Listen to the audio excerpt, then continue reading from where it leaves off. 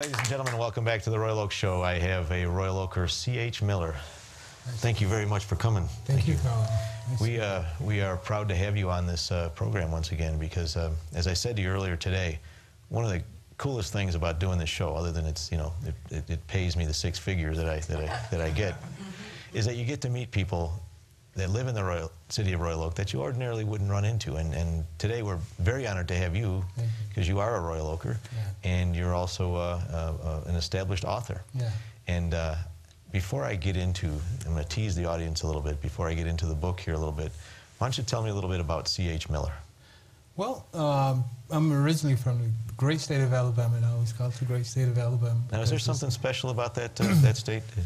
Well, it just happened to have the #1 football team, college football team in the nation, and that would be the Crimson Tide. So they play the Lions? Do they play them all? The Lions have been a little bit too easy. Okay. So, all right, our next guest next week will be.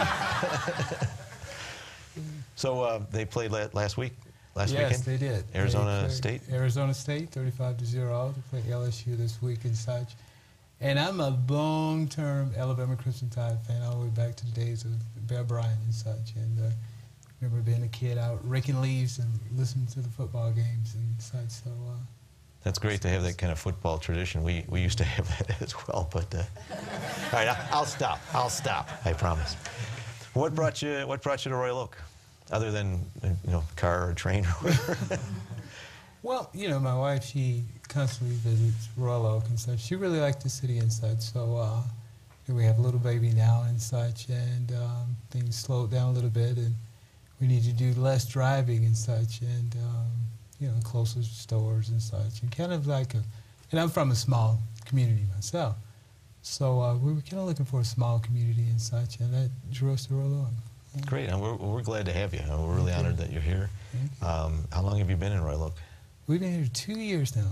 2 years? And you like it so far? I like it. Think you're going to stick around? Yeah, a lot of good friends and such. Of course, there's a lot of fun things to do in Royal Oak, really nice restaurants and such. And you got the Royal Oak Show, too. Right, the Royal Oak Show, no doubt about it, top of the list. You've got a younger child now, right? Yes, Isabella. Isabella? Yeah, she's 18 months. That's a beautiful name. Yeah. So you guys probably don't get out as much as you used to.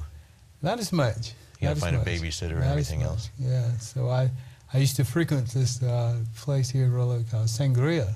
Oh, great place, great place. I know the owner very well. Yeah, I used to have the salsa nights there and such. And I was once a well-known salsa dancer, but now I'm a well-known dad. Not much salsa dancing going on anymore, huh? That's in the living room.